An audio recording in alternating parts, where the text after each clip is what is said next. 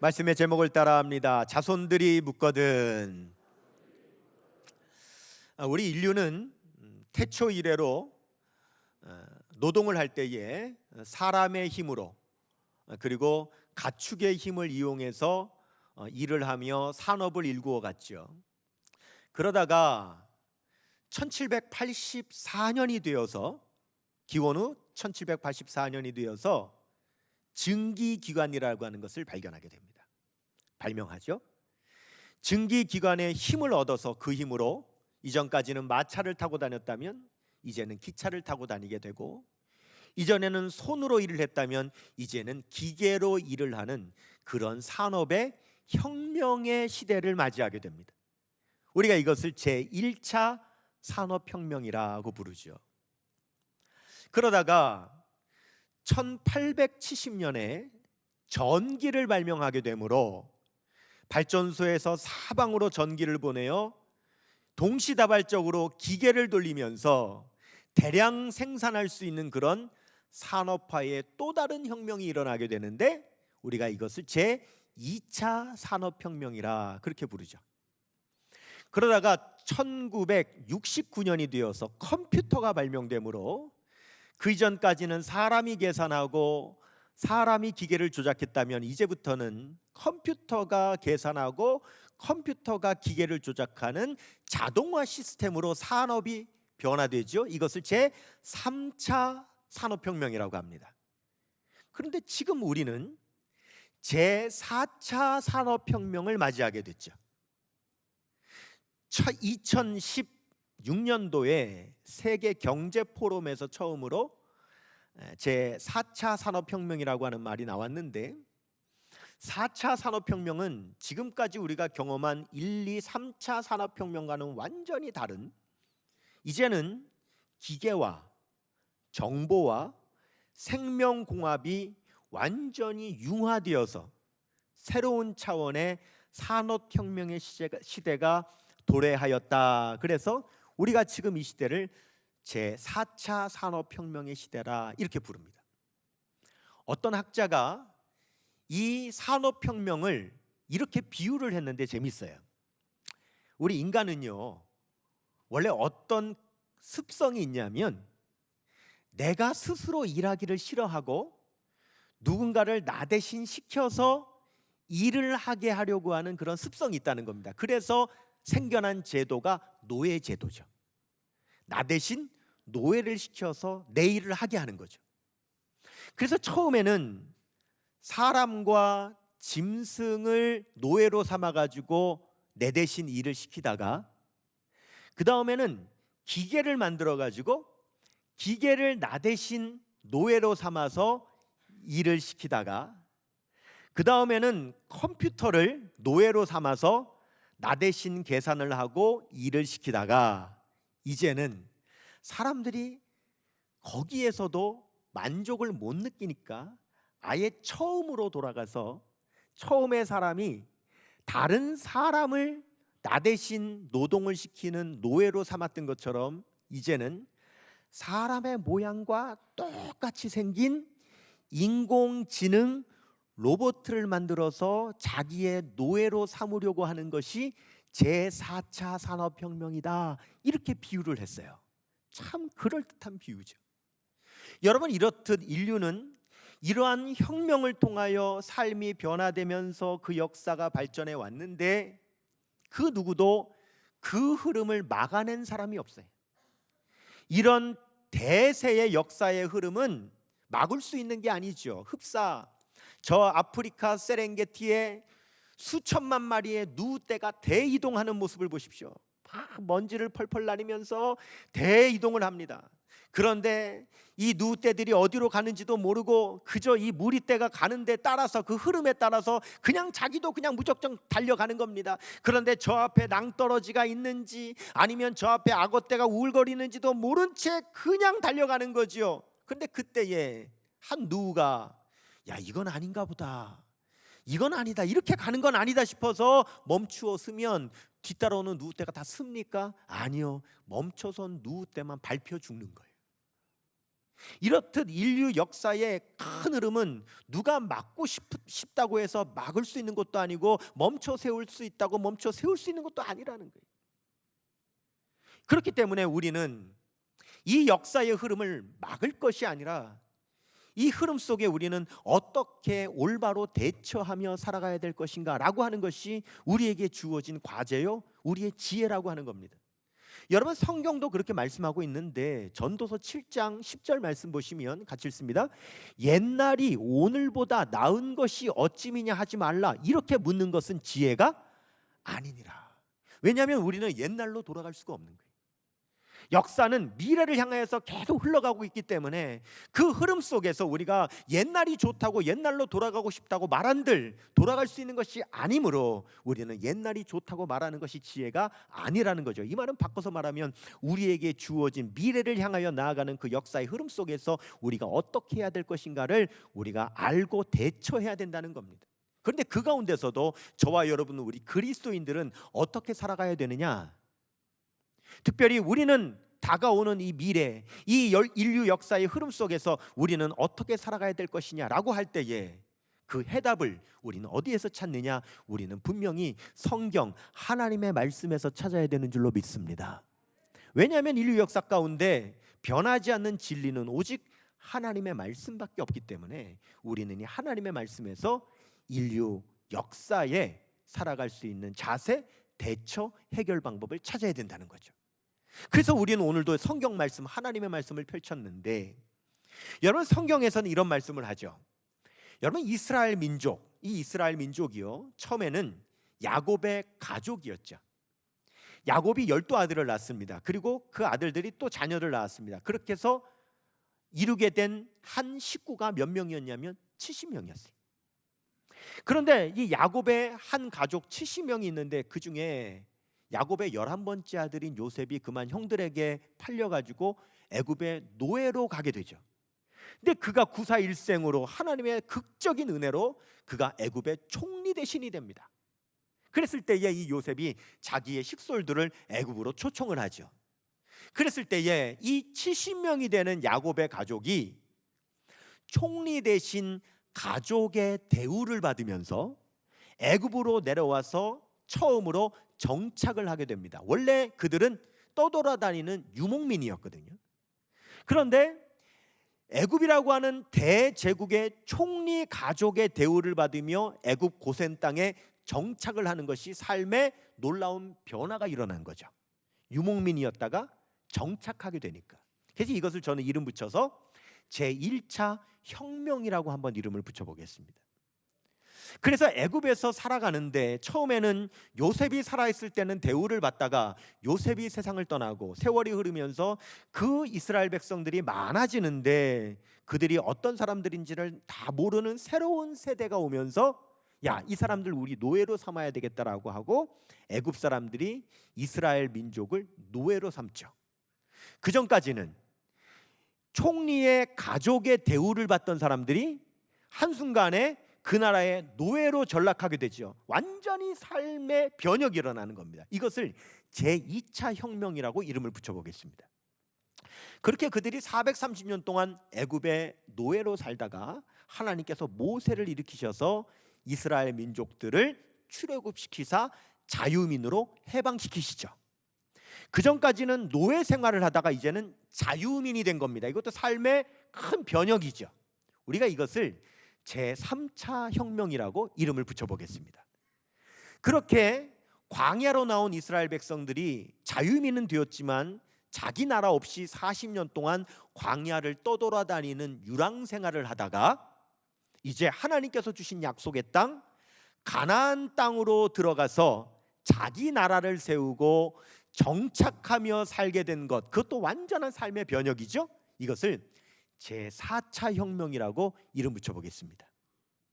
여러분, 우리가 함께 읽은 오늘 여호수아 4장은 바로 이스라엘 백성들이 40년 동안의 광야 유랑 생활을 마치고 요단강을 건너서 가나안 땅에 들어가는 4차 혁명의 문 앞에 서 있는 바로 그 시작점의 말씀이 오늘 본문 말씀입니다. 그래서 이스라엘 백성들이 이제 가나안 땅에 들어가기 위해서 바로 요단강 앞에 섰는데 문제가 생겼어요. 요단강물이 얼마나 넓고 깊은지 60만이나 되는 이스라엘 백성들이 건너갈 수가 없는 거예요. 이제 새로운 가나안 땅이 눈앞에 있지만 요단강이 가로막혀 있어서 건널 수가 없는 그때에 하나님께서 놀라운 기적을 베풀어 주셔서 요단강물이 끊어지게 하시고 요단강물이 바닥을 드러내면서 마른 땅이 생겨 모든 60만이나 된 이스라엘 백성들이 요단강을 다 건너가게 되는 그런 은혜를 체험하게 되는 거죠. 이제 이스라엘 백성들이 요단강을 다 건넜습니다. 이제 가나안 땅, 바로 그 땅에 서게 됩니다. 바로 그 순간 이제 그들에게 있어서 4차 혁명이 일어나게 된 바로 그 순간 하나님께서 이스라엘 민족들에게 최초의 명령 한 가지를 내리시는데 그 명령이 오늘 본문 말씀에 기록되어 있는 거예요. 여호수아서 4장 1절에서 3절까지 우리 한번 같이 봉독합니다. 시작. 그 모든 백성이 요단을 건너가기를 마침에 여호와께서 여호수아에게 말씀하여 이르기를 백성의 각 지파에 한 사람씩 12사람을 택하고 그들에게 명령하여 이르기를 요단 가운데 제사장들의 발이 굳게 선 그곳에서 돌 12를 택하여 그것을 가져다가 오늘 밤 너희가 유숙할 그곳에 두게 하라 하시니라. 아멘. 이제 요단강을 건너 삶의 놀라운 혁명을 경험하게 된 이스라엘 백성들에게 하나님께서 내리신 첫 번째 명령이 뭐냐? 건너온 요단강 그 가운데에 들어가서 거기서 지파당 한 사람씩 돌을 가지고 나오라는 거예요. 근데 여러분, 이 하나님의 명령이 이해할 수 없는 명령입니다. 왜냐하면 돌은 널렸어요. 맨 땅에도 돌이 많아요. 그런데 굳이 건너온 그 요단강 그 가운데에서 돌을 가지고 나오라고 하는 하나님의 명령을 이해할 수가 없죠. 그럴 때에 여호수아가 왜 하나님께서 이런 명령을 내리셨는지에 대해서 설명하는데 바로 그 내용이 오늘 4장 6절에서 8절까지 나옵니다. 같이 읽겠습니다. 자, 여호수아서 4장 6절에서 7절까지 읽겠습니다. 시작. 이것이 너희 중에 표징이 되리라. 후일에 너희의 자손들이 물어 이르되 이 돌들이 무슨 뜻이냐 하거든 그들에게 이르기를 요단물이 여호와의 언약궤 앞에서 끊어졌나니 곧 언약궤가 요단을 건널 때에 요단물이 끊어졌으므로 이 돌들이 이스라엘 자손에게 영원히 기념이 되리라 하라 하니라. 아멘. 그랬습니다. 여러분, 이 혁명적인 순간, 지금 우리가 맞이하고 있는 이 4차 산업혁명의 시대와 바로 동일한 그런 이스라엘 백성, 그 이전까지는 이제는 노예도 아니요, 이제는 유랑하는 생활도 아니요, 내 나라를 건설하여 정착하게 되는 이런 혁명의 시대 앞에 하나님께서 내리신 그 첫 번째 명령, 그 명령이 뭐냐면 바로 너희 자손들에게 신앙을 전수할 준비를 하라 하는 것이 우리 하나님의 첫 번째 명령이었다는 겁니다. 뭐라고요? 너희 자손들에게 신앙을 전수할 준비를 하라고 하신 것이 바로 이 혁명의 시대에 하나님께서 주신 첫 번째 명령이다라고 하는 거예요. 여러분, 오늘 본문 말씀에 나오는 이스라엘의 세대는 요단강을 건넌 세대죠. 광야 생활을 마치고 요단강을 건너온 세대, 하나님께서 요단강을 갈라주신 은혜를 체험한 세대. 그렇지만 아무리 그런 하나님의 기적과 은혜를 체험한 세대라고 할지라도 여러분, 한 세대는 금방 지나가는 거죠. 불과 몇십 년만 지나면 그 다음 세대가 일어나게 될 텐데, 다음 세대는 우리가 요단강을 어떻게 건넌 건지, 우리가 이 땅을 어떻게 차지하게 된 건지 여러분 다 기억하지 못할 세대가 금방 오게 된다는 겁니다. 그렇기 때문에 하나님께서 이스라엘 백성들이 요단강을 건널 때 가장 먼저 하신 명령은 무엇이냐? 다음 세대에게 야훼 신앙을 전수할 준비를 하라라고 하시는 것이 하나님께서 이스라엘 백성들에게 주신 첫 번째 명령이다라고 하는 겁니다.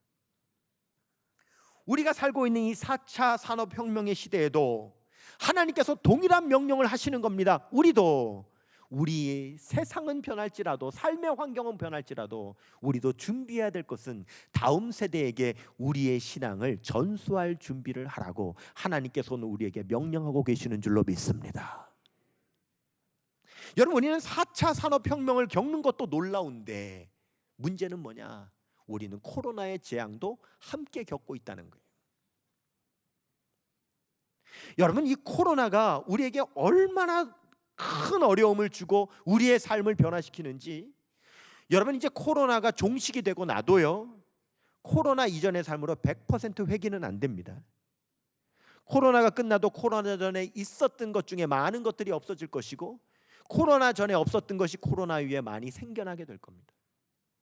4차 산업혁명에 이어서 이 코로나의 재앙이 함께 겹친 이런 여러분 삶의 놀라운 충격과 변화의 시대를 우리가 맞이했는데, 그럴 때에도 하나님의 말씀은 우리에게 어떻게 명령하고 계시느냐?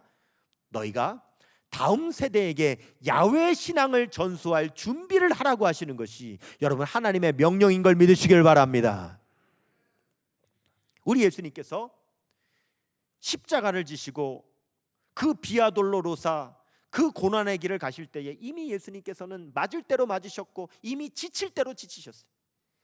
겨우 그 십자가를 지시고 골고다를 가실 때 예수님께서 하도 쓰러지시니까 그 로마 병정이 구레네 사람 시몬을 대신하여서 그 십자가를 지고 가게 할 만큼 우리 예수님은 완전한 탈진의 상태셨어요. 예수님께서 그 십자가를 지고 가실 때에 많은 여인들이 예수님의 뒤를 따라오면서 울었죠. 그때 우리 예수님께서 유일하게 딱 한 번 십자가를 지고 가시다가 멈추시고는 뒤를 돌아보시고 그 따라오는 여인들에게 십자가를 지고 가시면서 유일하게 한 가지 부탁을 하신 것이 있습니다. 그 부탁이 누가복음 23장 28절이죠. 시작. 예수께서 돌이켜 그들을 향하여 이르시되 예루살렘의 딸들아 나를 위하여 울지 말고 너희와 너희 자녀를 위하여 울라. 아멘.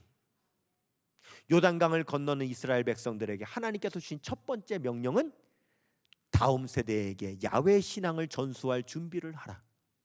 십자가를 지고 가시는 우리 예수님께서 뒤를 돌아보시며 따라와 우는 여인들에게 주신 유일하신 부탁, 너희 자녀를 위하여 울라고 우리 예수님께서 부탁하셨다는 거예요. 여러분, 코로나 때문에 우리 교회들이 얼마나 황폐해졌는지 몰라요. 작년 한 해는 어떻게 견뎠는데 올해가 들어오면서 급속하게 지금 한국 교회가 너무너무 황폐해지고 있는데요. 지난주에 조선일보에 난 기사 내용이 있어요. 조선일보에 어떤 기사가 났냐면 우리나라 여러분 교회 중에 70%가 미자립 교회, 상가 교회들이 굉장히 많습니다. 근데 코로나를 겪으면서 이 교회들이 상가 월세를 내지 못해서 견디다가 도저히 견디지를 못하고 상가 월세를 못 내서 문을 닫는 일들이 지금 기하급수적으로 속출하고 있는데, 일반 신문인 조선일보에 뭐라고 났느냐? 월세를 내지 못하는 교회들이 문을 닫고는 그 중에 9교회가요. 9교회가 힘을 합쳐서 상가 하나를 월세로 얻어가지고 주일날 예배 시간을 9시간으로 나눠서 9교회가 한 상가에서 시간을 나눠서 예배를 드린다고 하는 그 기사가 조선일보에 났어요. 그거는 한 비근한 예에 불과합니다. 지금 한국 교회가 얼마나 황폐화되고 어려운지 몰라요. 그런데 그래도요, 장년 성도들은 나오려면 나올 수 있어요. 내가 의지를 가지고 예배를 드리려면 드릴 수 있어요. 그런데 문제는 다음 세대 자녀들은 부모가 보내주지 않으면 못 나온다는 거예요. 내 의지와는 상관없이 부모가 보내주지를 않으니 못 나온다는 거예요. 그래서 우리가 교회를 볼 때요, 장년 성도들이 예배드리는 예배당을 볼 것이 아니라 교회 학교 자녀들이 예배드리는 예배당을 가보면 여러분, 장년들이 예배드리는 예배당보다 훨씬 더 황폐되어져 있습니다. 우리 예수님께서 십자가 지고 가시면서 너와 너희 자녀를 위하여서 울라고 하신 말씀이 여러분 이 시대에 우리에게 주시는 예언의 말씀인 걸 믿으시기를 바랍니다. 우리가 다음 세대를 지금 바라보면 다음 세대를 보면서 울지 않을 수가 없어요. 우리가 다음 세대를 위하여 지금 울어야 될 그런 시점에 와 있다는 거예요. 얼마나 어려운지 몰라요. 여러분, 우리 포항선교교회는 참 선교에 헌신된 교회 아닙니까? 여러분, 우리 교회가 뭐 후원하는 형제 교회들 그리고 선교 단체들 제외하고 순수하게 파송하거나 후원하는 선교사님 가정이 우리가 60가정이 넘거든요. 그런데 그 이야기를 들으면 다른 교회 목사님들이나 선교사님들이 다 놀랍니다. 왜냐하면 우리 교회와 비슷한 규모의 교회 가운데 이렇게 선교사님을 많이 파송하고 후원하는 교회가 여러분 많지 않습니다. 정말 많지 않습니다.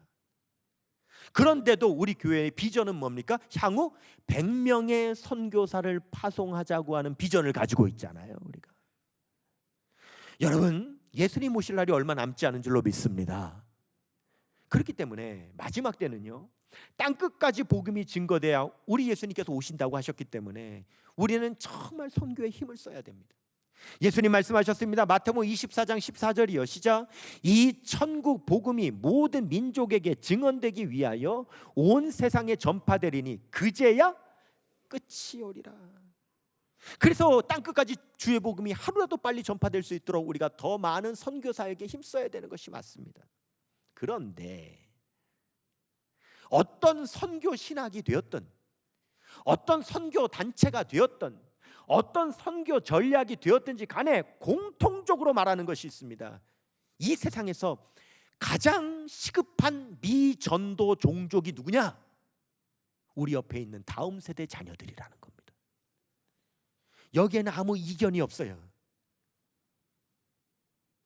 우리가 그 누구보다도 시급하게 나가서 선교해야 되는 선교의 대상이 누구냐? 바로 여러분 다음 세대 자녀들이라는 거예요.